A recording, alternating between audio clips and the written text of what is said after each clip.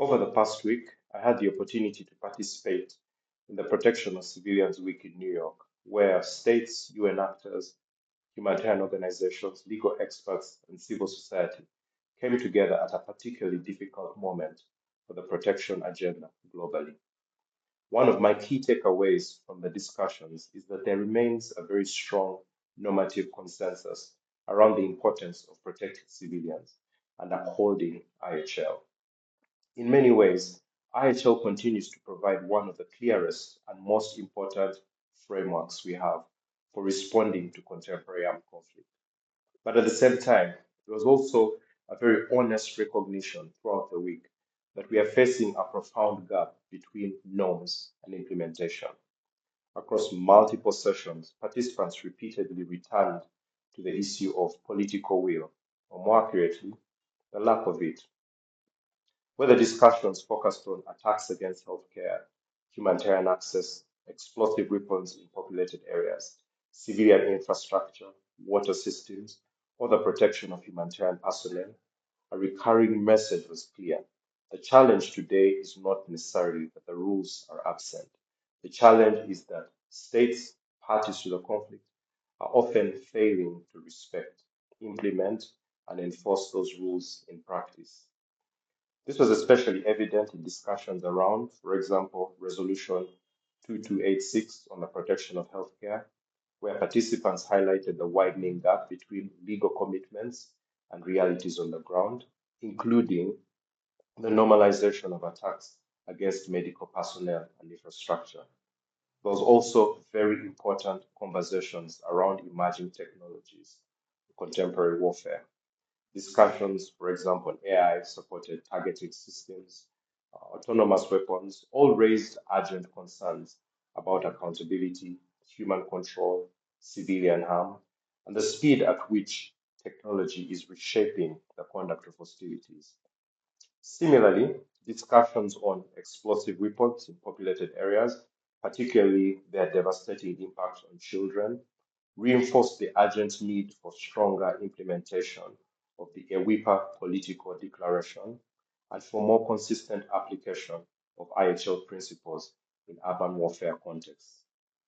Another major theme throughout the week was the need for humanitarian advocacy that is focused, evidence based, and deeply informed by IHL.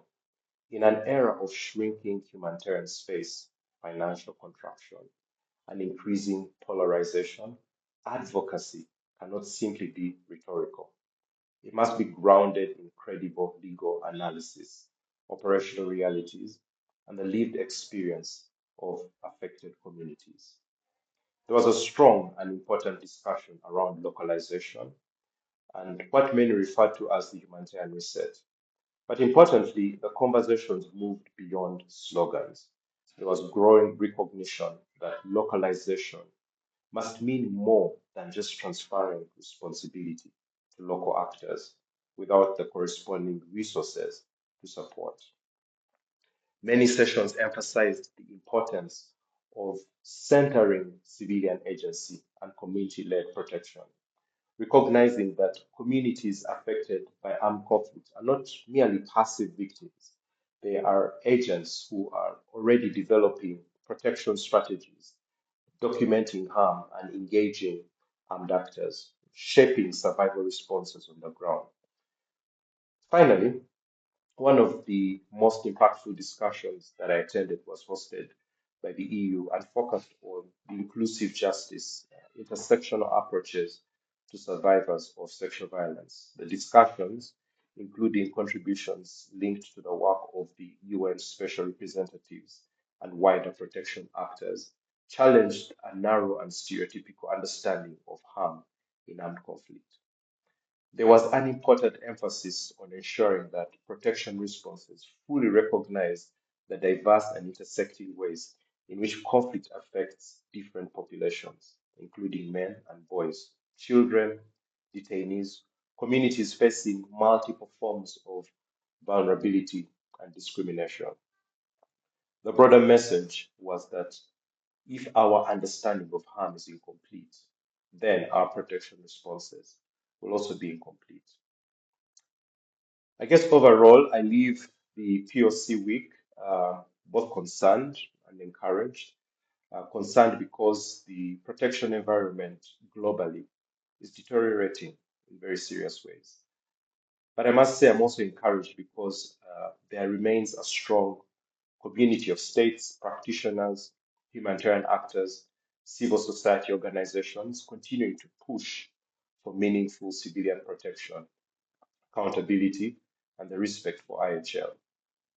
In a sense, the challenge now is ensuring that these conversations translate into concrete action, politically, operationally, and legally, for communities experiencing the realities of armed conflict every single day.